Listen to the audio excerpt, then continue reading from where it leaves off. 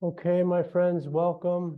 It's so great to be here and to be able to host this Unity series with you. Um, I'm really excited, and it's just a pleasure to be able to speak about something that is so near and dear to my heart, which is unity. But more specifically, within this series, we're going to start with self-unity. And so for those of you that don't know me, my name is Alfred Reyna Lerma. And along with my wonderful companion and wife, Reyna Lerma, we are the co-founders and co-owners of Present Moment Living. And so our intention is to continue to provide perspective and practices that help support your well-being and support our collective well-being. And so for me, I've always been called to unification and unity. And so it's something that I feel that's really important in the world. And I think it's essential and critical to supporting our well-being. So again, it's an honor to be able to host this for you. And this will be a 2-week series. So it's today and then next week at the same time on the 16th. So hopefully that you can join both. And if you can only join this session, then the information that I provide today is of value and of support to your journey. So thanks again for being here. And I'll start off first by sharing slides in relation to my perspective of what self-unity is. And then we'll integrate that in with some simple movement practices to be able to embody that feeling of self-unity. So let's get going. So starting off first with what is self-unity? So self-unity refers to a state of inner harmony and integration within you.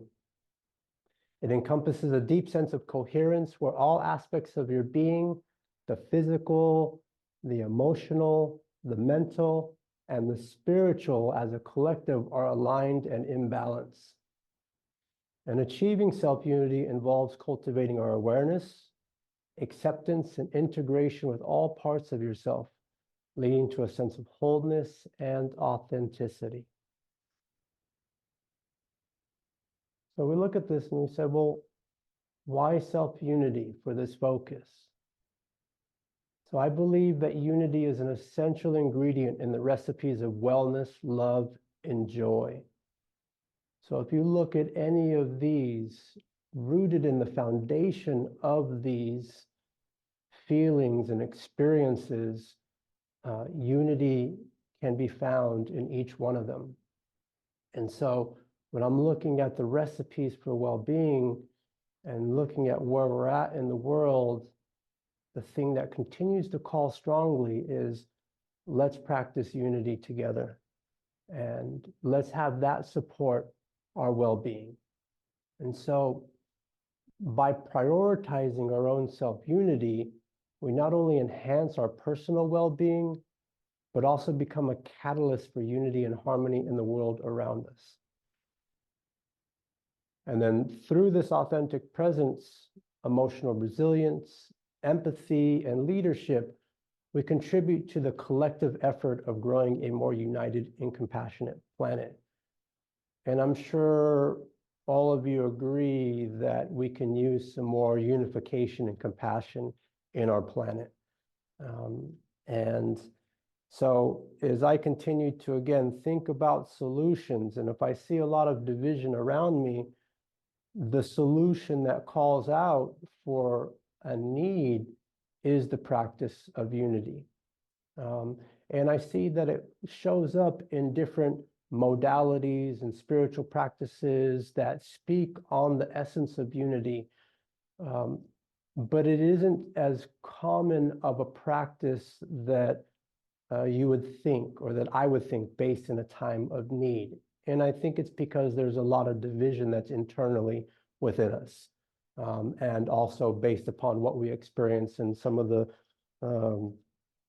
just general education that we have throughout the world, that there's a lot of separateness and individualism that happens that prevents us from really having that deep connection with ourselves and with our environment. So I want to tie this first back to what is our practice that we do for Zhineng Qigong and also as Hunyuan Qi therapists. That if we look at the three pillars of health and what this practice is, I believe that Qigong and Zhineng Qigong is a unity practice. It teaches us how to come into deeper relationship with self and also with our environment. And so through cultivating our consciousness, which is specific for what this practice does, is it helps us cultivate and refine consciousness. And to help bring about this well-being and identify our intentions for well-being, there's three primary pillars of focus, and that's healthy thoughts, healthy relationships, and a healthy brain and nervous system. And we can equate that to the practice having also the theory of three levels of substance, meaning that everything in existence has information, energy, and then the material form of its existence. And so I also see that as mental, emotional, and physical. And so our ability to increase awareness of where we're at within these different areas allows us to then understand where the focus is needed to bring about the harmony and the restoration and the renewal of that health and those intentions of what we're looking to achieve as a part of fulfilling our life's purpose. So this practice is always called out deeply to me because not only does it give perspective and theory to help deepen that relationship, but it also brings in the practice that then helps one cultivate that discipline and that focus needed to be able to break through some of these old patterns that run dominant within ourselves and within our subconscious. So to me, this practice being a unity practice and the way that the community comes together in support of each other, I think is also reflective of the unity element and then how that shows up as we come together in support of each other's intentions. So keeping this in mind as I go through the perspective and some reminders and recommendations as a part of this self-unity process, that I see these three areas as core, essential pieces to what it is that I'm sharing. And so it's at the roots and it's in the soil of that of what I'm communicating. And again, I'm providing reminders from my experience to help give perspective with the prayer that it helps provide solutions or practices that you can then integrate and incorporate, even if it's just one idea, that it will have a benefit to be able to support you on your journey. So let's get into this. So a recipe of self-unity. So this is kind of open to everyone at the moment, and I'll provide some ingredients of what I think, but either through chat or coming off of mute, what are some words that come to mind that you think would be essential, critical, or nice to have as a part of having self-unity? Regulation, very good.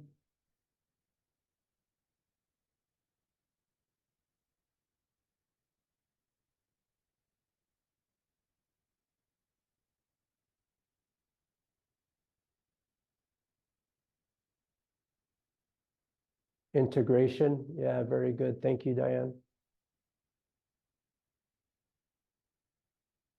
Calm, yes, thank you, Jill.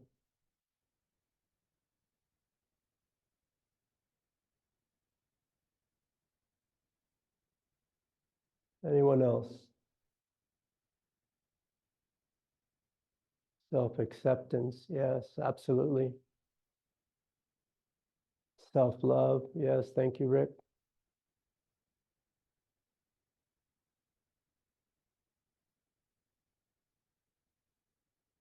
Reflecting. Yeah, absolutely. Yeah, it's important to have an understanding of where we're coming from in that reflection process to know where we're at presently and where we're going. So to share some ingredients here that I love it because a lot of what was just said isn't even on this list. Breath with the moment. Yes, thank you, Michelle. And the ingredients are universal, but also personal. So you kind of determine what are the right ingredients for you. But the first ingredient I like to say is self. And the rest of them aren't in any particular order. But I led with that first bullet on the left as self, and that being the you in unity. So for self-unity, you need you as a part of that. And obviously self speaks to that within the word. But you're a part of this equation, a part of this formula, this recipe. And there's a lot of components, attributes, characteristics, practices that are listed here that help support us getting there. But it's also something to be mindful of is that, well, there's only so many things that we can practice at one time. So sometimes it's a matter of just choosing which ones we're going to build upon and then strengthen that and then move on to some other elements of these ingredients here. But appreciate the participation there in sharing some of your thoughts on what unity would look like or things that you would like as a part of that. So it's important to know the direction of your unity or our unity. And so as we look at this, to know our personal direction for unity requires holistic awareness. So to know who we've been, who we're being now, and then who we're becoming. I think what we do know a lot is who we've been. We have an idea of who we're being, and usually who we're being is who we've been. And we're looking to step into this next level version of ourselves, which is who we're becoming. But the challenge of who we're becoming is that we can't see it yet. So it's hard to believe in something that we haven't seen. We know who we've been. That lives strong within us. We're pretty united with who we've been. Whether we like it or not, we're pretty united with our previous versions of self because we know that experience. And the idea here within this holistic awareness is to really understand, well, okay, can I integrate fully and believe on who I'm becoming? And what does that look like? And how do I incorporate that presently now? To do that, we got to understand, well, what are our intentions for what we're becoming? And what our intentions are or where they're at, we need to know the direction of where that intention is. And not only the direction, but also the frequency of what that channel is. So if we tune in and say, I'm going to consciously tune into unity. And so to do that, we got to set our mental coordinates. It's like getting in your car. You're going to go to a destination and you put in the GPS coordinates to be able to say, what's my path? I might know how to get there, but today there might be a better route than there was yesterday because there might be a traffic jam or an accident or just another path. And so it's good to know a path to get us there, but not also be so strict and stuck on that path that we can't navigate a different path to get there when that time comes. And it's important that each day when we wake up, we actually wake up and remember what our intention is. And so we can set our minds to be in alignment with where it is that we want to go, as opposed to letting our mind just kind of like wander off in whatever direction it feels like it, or whatever way the wind blows on that day, or whatever new information that comes into us from external sources or people within our environment. And so we set these mental coordinates so that we align to our compass, our true north, which is our intention. And then we emotionally tune into this channel so that we're really in relation and really feel it. So mindset determines direction, which leads us to our destination, which ultimately becomes our destiny. So we must know what practices are essential to achieving our intentions. And so this comes with awareness, and it comes with understanding who we've been and who we're being, because that's where we can see what updates we need to make. So within that, we have to ask ourselves during this time is my communication in alignment with my intentions? And when I'm talking communication, I'm talking thought language, verbal language, and body language. So this language is ingredients and instructions for our intention recipe. So this is very prescriptive language. I like to say the medicine is in the message. So if we're prescribing medicine to ourselves with our intention, then it's important to see the language of which we are communicating this message. And if we find that our thought language is telling an old story about who we've been, about maybe not being good enough, or not able to get there, or not change this particular program, that doesn't necessarily align with who we're becoming, which is healthier, happier, more peaceful, more harmonious, and able to transform some of these older patterns. And we'll get into that communication aspect in just a little bit. But so we're really looking to tell a story that aligns with our intentions and who we're becoming. So again, your intention is your prescription for wellness and happiness. And we want to be crystal clear with our intentions and support it with trust and belief.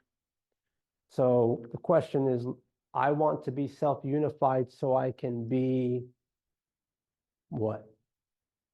So I can achieve what? Whether it's self-unification or another intention, the question still is asked, why do you want that? When you get that intention, what are you going to do with it? And so to really understand what that is means to deepen the relationship to it and the reason behind it, so that there's enough purpose that when you get out of bed and you think, oh man, I don't really feel like getting up today. I'm tired, I'm drained, I'm not feeling well. Life is a lot, I'm feeling kind of down right now. That it's the fire from your purpose and your intention that gives the spark to get up and go take action, and not just take action, but do it with an attitude or a mood that is supportive of self and optimistic in the ability to achieve that of what we're looking to achieve. And so there's a combination of different things that are happening, from setting the mind, the mood and the attitude of going into it, and then the action. So we're completing that process to bring this into life here. So with this, understand that we also have the power of choice. And in this power of choice, we understand that if we don't consciously choose, our subconscious will choose for us. And so we have already pre-programmed patterns, and we can just wake up and just walk through and move through the day and not necessarily have to overly consciously choose certain things. And we already know what to do to live and survive for the day. We don't have to make a lot of major decisions to be able to just breathe, have our heartbeat, feed ourselves, drink some water, and then go do whatever's on our to-do for that given day, or go to whatever work we have to go to do that. But we must know that if our subconscious is choosing for us, then we want to hope that we've got some good patterns in our subconscious. But we all know that a lot of us have some old, outdated programs and patterns that need upgrading and updating. And to do that, we have to override the subconscious program and pattern and upgrade consciously to the new way of living in which we are looking to be and become. So part of that is adjusting the lens of perception. So this is a part of that mindset. So we ask, what is your outlook? So if you put on these lenses and we have a certain prescription in the lens, that if we're used to seeing the world through a certain lens and our outlook is a little bleak and we're kind of pessimistic on where things are at, we might need to go to the eye doctor or the spiritual eye doctor and say, hey, I need to update my prescription. I'm realizing that I'm still viewing the world through an old version of self, and I'm not getting the clarity that I need to achieve my goals. So I need to update my prescription. And so as a part of that updating of prescription, we understand that, well, we're going to have to practice using those new lenses and knowing when to put those particular glasses on based upon where we're at. And so we might not have all the answers. Well, we don't have all the answers, but we can practice what we know, and then we can learn as we grow. So it's really about knowing our strengths, knowing our patterns, and then knowing what practices are going to build upon those strengths or be able to adjust those particular patterns. And so we have to really know our repatterning self-care plan and those methods of nourishment that help keep us filled up. So we can't just say, hey, yes, I want to be better and be more healthy, and I'm going to take care of myself, but I don't have a plan. I don't know how I'm going to do it. Actually, I know how I nourish myself, but when I eat, I'm not really consciously eating, or I'm not consciously drinking water, or when I'm reading or journaling or meditating or doing any kind of practice. These are times of nourishment. So we really want to calm our mind and connect to what we're doing so we can be filled up and nourished in that way. And we understand which things happen each day as a part of that self-care.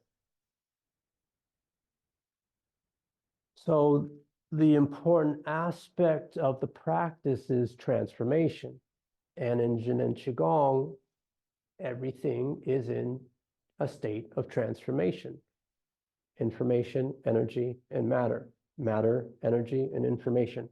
They're always together as one, but they're constantly changing in and out of each other. So within this, we have created within our thoughts, our emotions, and our physical body and our speech, habitual response patterns, which I call HRPs.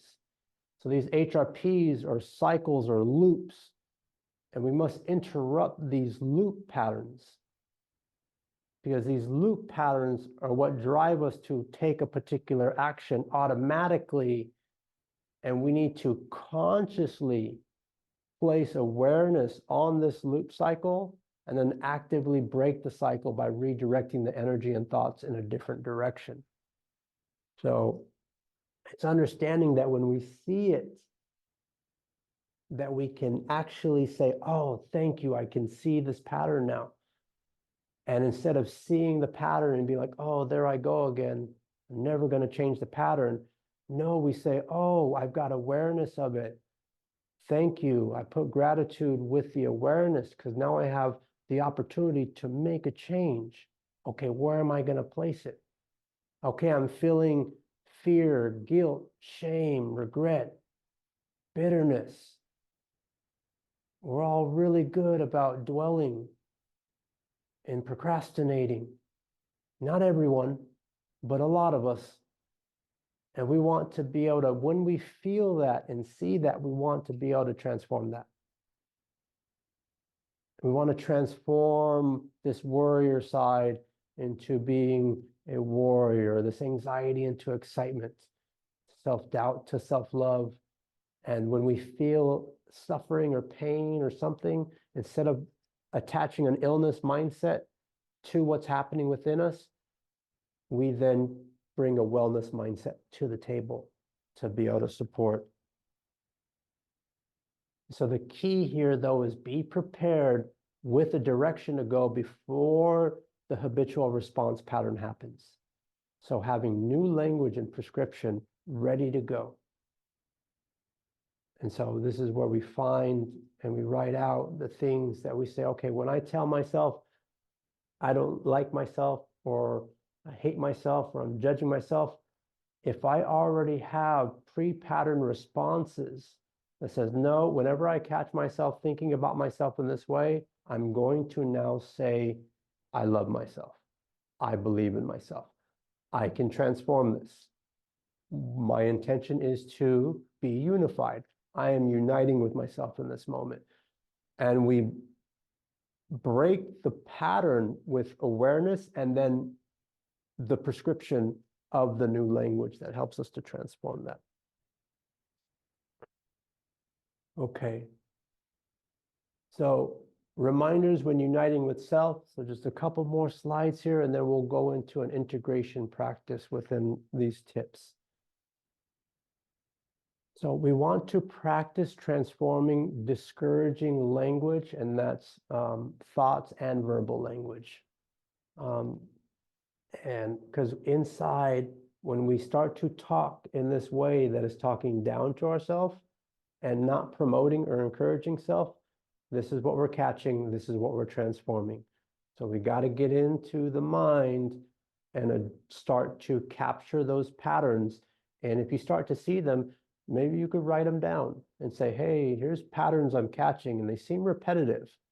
Maybe it doesn't, maybe it's not, doesn't appear repetitive at first, but now that you have more awareness, you're seeing that every time I keep saying, I don't know, I don't know, I don't know, or, you know, I'm sorry, I'm sorry, I'm sorry, or I'm not good enough, or whatever it is that you can insert that you see as a repetitive cycle, and then again, transform that and identify specific language to tell the new story.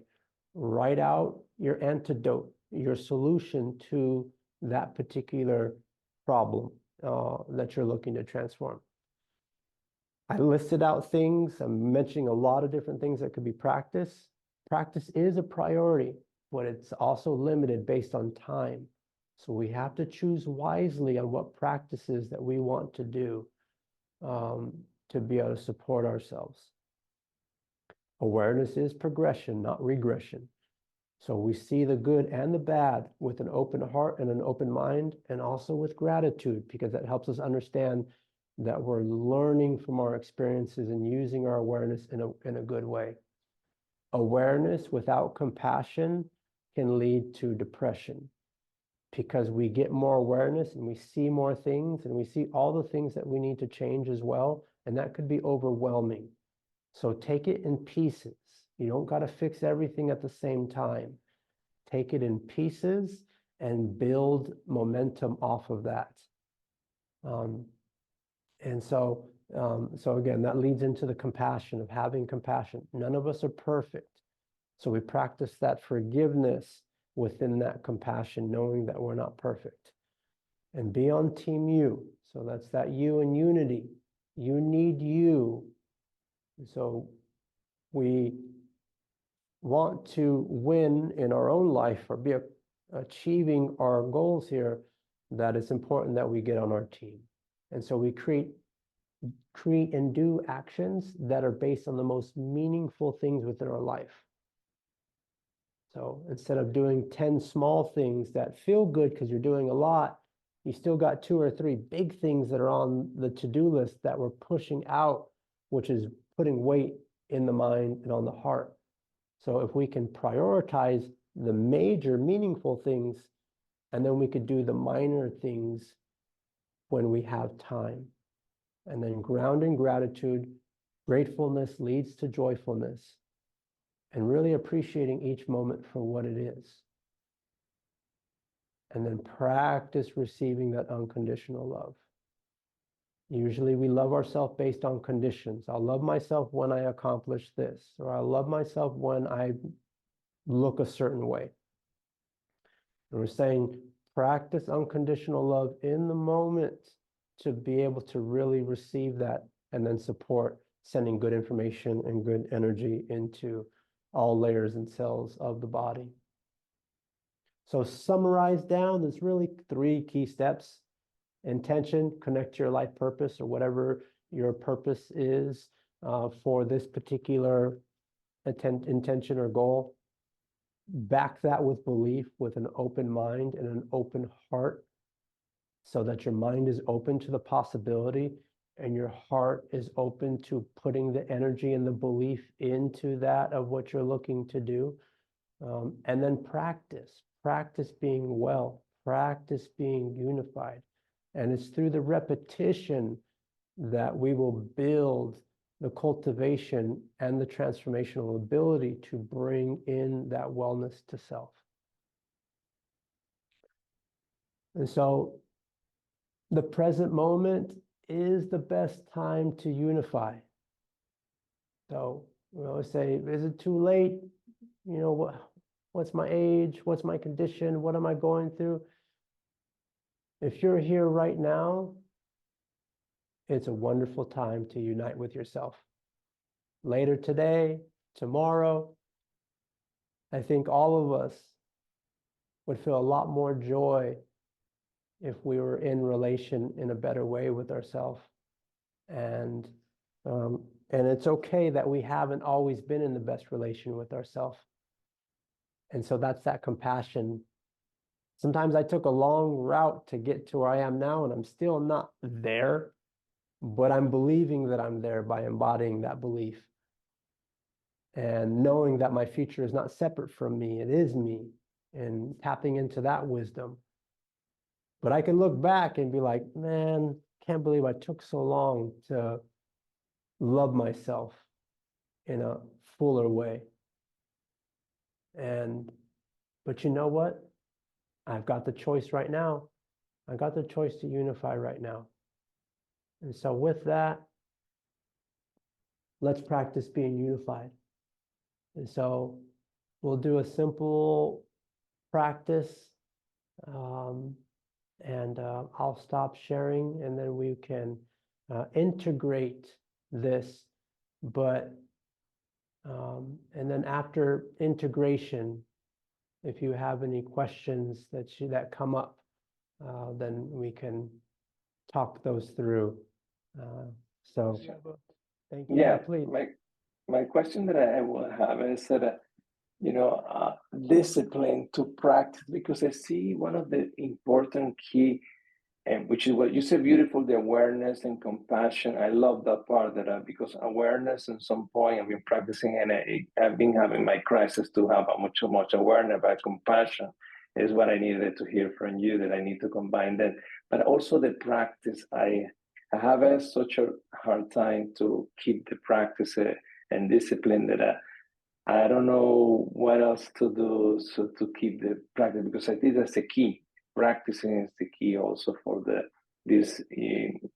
whole process needs to be practiced, and I don't know what you have to say about discipline and practice.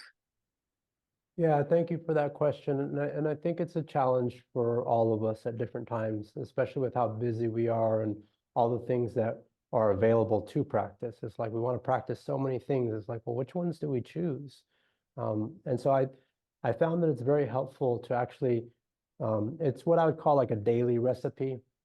It's really creating a nice daily tradition or ritual that says, if you could set a specific time and be committed to that, well, that's ideal, because you know that you pattern yourself to be able to say, hey, every time at this time, I know I'm going to go practice. After I get up, I'm going to wake up with enough time to say, all right, I'm practicing gratitude when I open my eyes. That's the first practice. So every time we wake up, it says, oh, okay, I'm alive. I have breath. Okay, I've got vision. Okay, I've got life. Okay, what's my purpose? Oh, okay, let me get up with that. Okay, I need to go practice. I need to fill up my tank before I go out into the day. So before I start checking emails or checking my phone and having information come in that's going to determine what direction I'm going to start thinking in, it says, well, can I get to a meditation or a movement practice that helps me connect to purpose and intention and fill the tank up? So now the coordinates are set and the mindset is there. And so now when we move forward to the next activity, that we're moving from a place that is actually pointed in the right direction. It says, okay, well, I'm practicing discipline, then I need to be able to find out what are some hacks that I could do to help to change some of my older patterns, which were like, well, I'll do that later, and then later never comes. So I think having a set schedule is good, but you also have to have flexibility within it. That sometimes things might happen, and if we don't practice, sometimes people who are regular practitioners be like, "Oh, I didn't practice. I'm gonna have a bad day." Yeah, yeah, And that will be me, you know, before work. and then that becomes a practice to counter that. It says, no, the remembrance that I want to practice actually means I could practice in this moment. I might not be doing a movement or the specific practice. I'm actually practicing adjusting my lens in that moment and shifting back to being, okay, let's align with intention. Okay, what can I practice right now? Presence, awareness, compassion. And then that consistent reminder keeps tying us back to being more consistent and disciplined in other areas because we're learning how to counter some of these other habitual patterns. So pre-scheduled is ideal. Yeah. Flexibility as needed, and practice where you can, when you can. And if you miss a practice, don't get down. Use that as a reminder to come back to a practice. But we could dive more into that either next time or maybe even a future session if we have an opportunity to connect. Sure. No, But thank you. you It's for very that good. question. You're very welcome. Thank you. Yes, Diane. This short practice and the just limiting it to the movements is so powerful. It's like if you don't have time for more, this is enough. I mean, a lot of times I've got physical therapy, I've got this, I've got that, but it's like just sitting with this powerful energy is just really helpful for self-acceptance and just compassion and beginning the day. Yeah, absolutely. And that's the beauty of finding it, just like micro meditations, micro Qigong practices, so we can be able to, and we didn't even do Qi bath at the time. And that's just another way to like cleanse the outer and inner body. And you can just be like, oh, I got to center 3 Qi baths. That's all you need. 3 Qi baths. And then on the third one, bring the hands down, rest on the navel, nourish Qi. Yeah, so yeah, thank you for that share. Thank you all again for being here for this first session of this 2-week series. And I look forward to hosting next week. And then the future series, we'll talk about external unity and other elements of being unified. But thank you for being here. Thank you for your life. May you have a beautiful rest of your day. And I look forward to seeing you again real soon. Okay. Be well, Thank you. everyone. Yeah. Thank you.